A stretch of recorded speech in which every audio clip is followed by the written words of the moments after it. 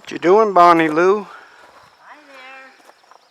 Working your garden? I'm working in my garden. Say Pulling hi. radishes. Say hi to the people in Vermont. Hello, people in Vermont. This is what she does out here. Gardeners. Little sister's helping. We're going to pick strawberries next.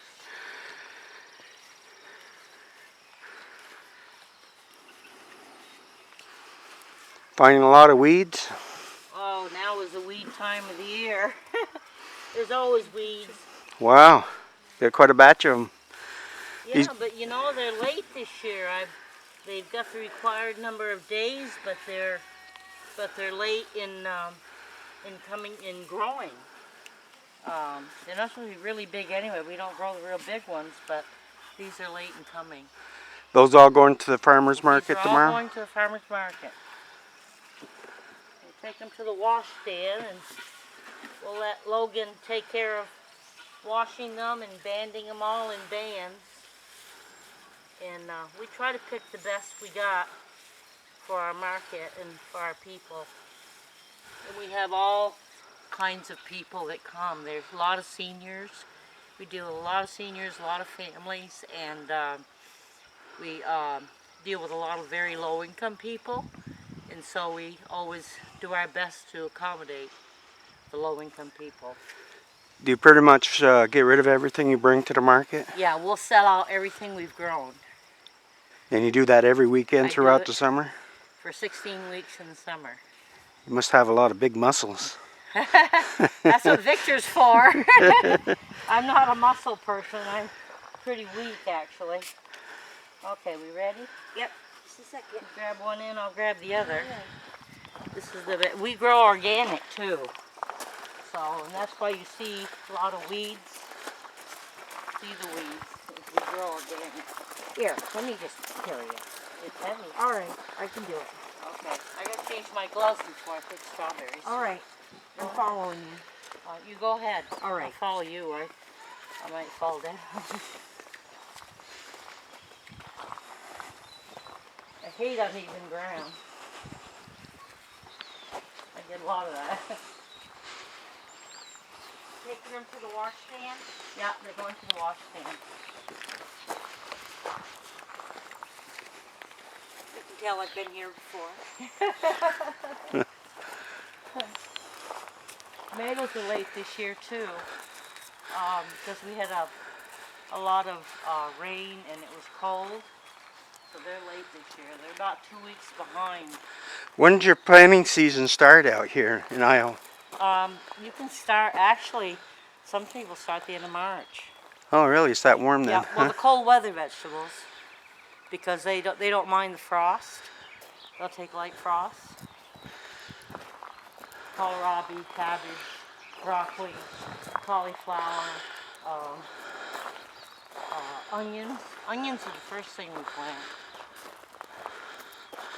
I see the onions look pretty healthy too, don't Yeah, they're getting, a lot of those were from last year. I left the bulbs we got last year were really small.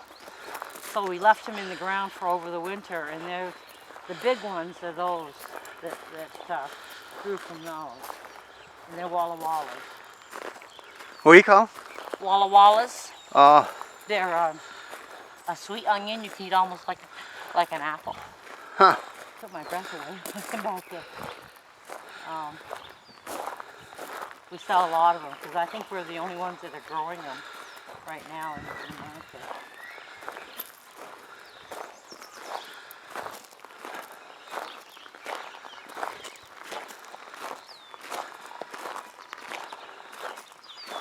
I changed my gloves before I do and get a basket for strawberries.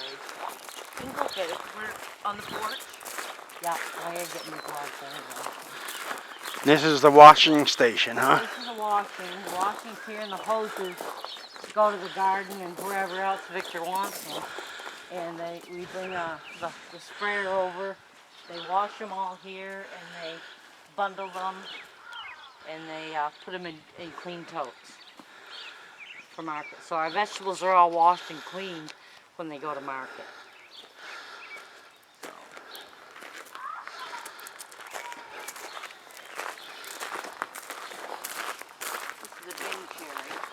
Bing cherry. Bing cherry.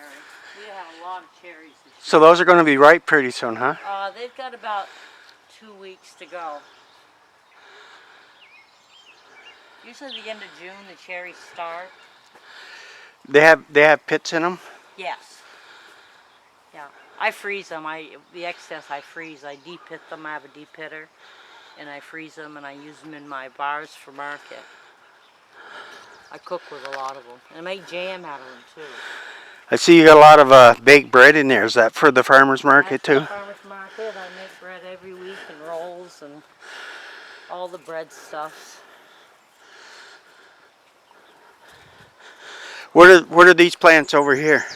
These are my raspberries. No, the These are blueberries. oh, they're blueberries. I lost a lot of them last year. I don't know why. Someone told me I was loving them too much. I was giving them too much fertilizer. And I think probably that's what I did. Because I really fertilized them last year. But he lost about 8-9 plants. And these are the raspberries. The raspberries. And last fall I cut them all right back. There was only one row going down the line. Yeah. And that's what I got right now. They all came back. And I see they're bearing out already. yeah, they've all got berries. They'll be about the last week of June. Because they're late. They're ever bearing. They'll bear almost all summer. How often do you have to trim them down to? Do you do it every year? I try to. Yeah. Take the dead ones out. The ones that produce this year won't produce next year. Morning, you guys. Oh, so it's alternating. Yeah. Victor, Logan, I have radishes already to go. I'm going to get new gloves and then I'm coming out to pick And up those, oh, what are those trees over there? Those are all cherry trees. Over here, the three first ones are cherry trees. 3, yeah. And we have 2 pear trees. And we have a bartlett and a yew. You have to have 2 pear trees for them to pollinate. We have 2 plum trees. We have to have 2 of those also. And behind those are apple trees. And down on the end are peach trees. And Oh, way cherry down trees, over there. all the way down. And there's 2 apple trees over here beside the sweat lodge. And these 2 are peaches. What do you do with the sweat lodge? Just a place to hang out? It used to be. We used to have the original sweat in it, but Victor took it apart. Yeah. He didn't really have time for it, and you have to go get lava rock and all that stuff for it. So he didn't really have time. So how's the life on the Indian reservation? You like it here? Yeah, very much. Yeah. A lot of good Yeah. neighbors. My neighbors are very good. Most people are scared of them because they're Native American, but they're some of the best neighbors I've ever had. Oh, cool. And they're very kind people. They're not mean people. They're just kind people that just want to live their way. And here on this res, we have a lot of 100% natives, and there's no any white blood or whatever. Then there's a lot of black mixed in with the natives. Mm-hmm. So it's all a lot of diversity in the native population, and I've had nothing but kindness from all my native people I've met.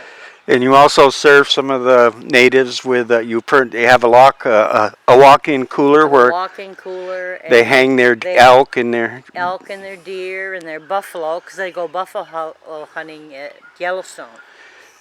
In the spring they have a buffalo hunt and they weed out the herds, and they have rangers that take them around, and the rangers pick out the buffalo they can shoot to weed out the herd, and that's the only one they can shoot. They can't shoot any one they want. They have to shoot the one that they want to weed out of the herd. And generally it's the older buffalo.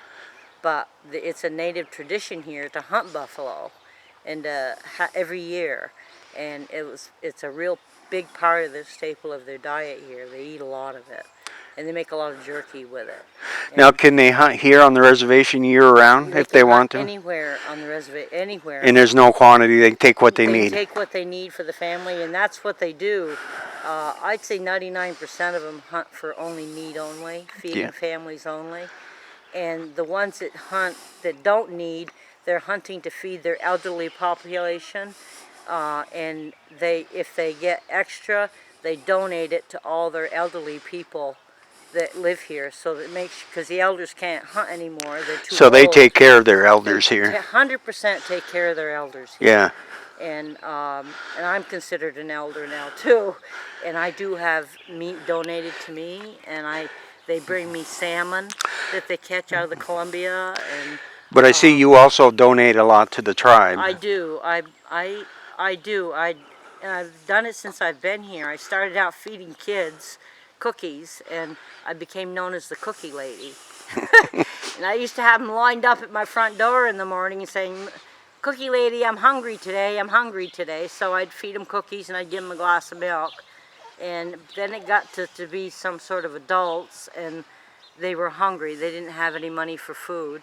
So they'd come, and I usually cook big roasts and big stews and spaghetti, and so I'd fill containers and let them take home their supper, and with a roll, sweet roll of course. And if we have leftover from market, a few years ago, I've done it up until last year, I always donated to the senior center. I gave them everything left on my table for the senior citizens. And they would put it on table at the Senior Citizens Center, and the seniors would come and pick exactly what they wanted. The vegetables or cakes or cookies, they take what they wanted. And it was pretty unique because they only took what they needed. They didn't try to go in and clean it out and say, No greed, no greed there. No greed to it. They took exactly what they needed and what they could eat, whether it was 2 cookies or 1 cookie, that's what they could eat. They wouldn't try to take a dozen or anything. And then a couple of years ago, we had all the big fires, and our firemen needed meals. So we went to market, and as soon as we were told they needed meals, we shut down our whole table. We made 0 funds that day, and we donated everything that we'd brought to market on our table to the firemen that were fighting the fires that were raging here in Idaho. They get quite a few fires in Idaho? Yeah, some years. Gets pretty dry then sometimes? It does, because we're actually an arid state. I know it's wet right now, but this is the last of our rain. We won't have any more till come November, December. And it'll be pretty hot and dry. It gets very, very dry here. The soil dries out really fast. Yeah. Yeah. Well, I know the plants look great. Yeah, well, they've had a lot of water. We just had a big rain. And nice and green. Now they need sunshine. And these are all grown organically. We don't use any commercial fertilizers or commercial poisons on anything. We use everything organic, and our customers really appreciate this because a lot of them are into health food, and a lot of them feed families. Now, it's been probably 20 years since you've been back to Vermont, or? It's been quite some time. It's been a long time ago. I don't fly much anymore because it bothers my legs to sit that long in an airplane, and I actually get seasick.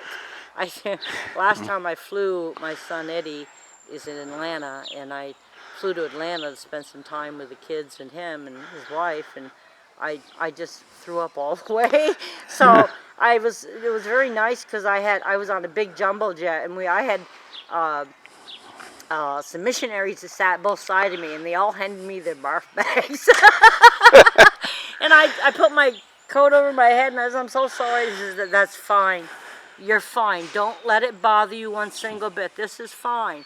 We'll deal with this. You just calm down and try to feel better, you know." And it was nice. And that's the last time I flew, and I think that was 5 or 6 years ago. But it's not because I don't want to. It's just because I just can't, and it's not worth being sick over, you know. So all you folks out there are wondering what happened to Bonnie Bradley. She's very happily working her gardens in Idaho. I love it. I love it. It's just we're doing something new this year. We're doing strawberries. I have a neighbor that had a strawberry bed that was overloaded with roots. So last year she gave me a whole bunch, and I potted every single one, and I kept them under grow lights all winter long.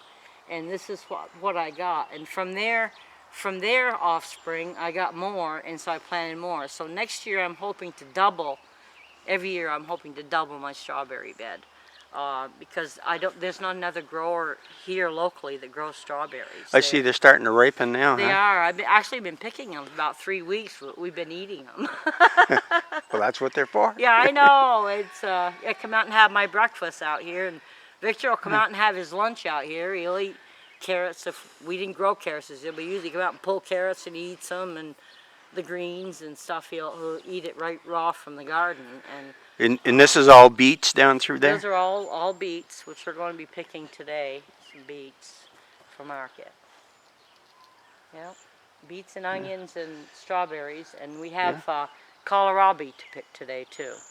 That's ready. Kohlrabi is a celery-like a vegetable which you can eat raw or cut up and put in stools, and some people even grind it all up and put panko and mushrooms and onions with it. The vegetarians that can't eat meat, they'll use it for a hamburger patty, and it's quite tasty, I guess. So that's a good thing for our vegetarians we deal with. So Cool. yeah. All right, folks. There she is. Bye. Later.